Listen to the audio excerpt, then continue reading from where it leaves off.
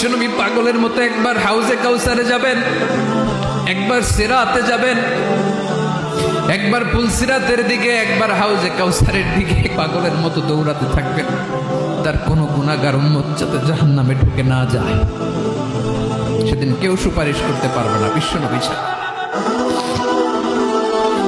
এজন্য 5 নম্বর আল্লাহ বললেন, মান যাল্লাযী ইয়াশফাউ ইনদাহু ইল্লা বিইযনিহি।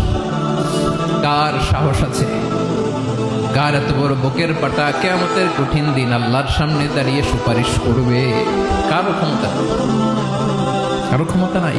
বিশ্বনবী সেদিন সেজদায় পড়ে উম্মতের জন্য কাঁদবেন, সবাই কাঁদবে, নফসি নফসি, আল্লাহ আমারে বাঁচাও, আল্লাহ আমারে বাঁচাও। বিশ্বনবী বলবেন, উম্মতি উম্মতি। বিশ্বনবী আমার জন্য কাঁদবেন, আপনার জন্য কাঁদবেন।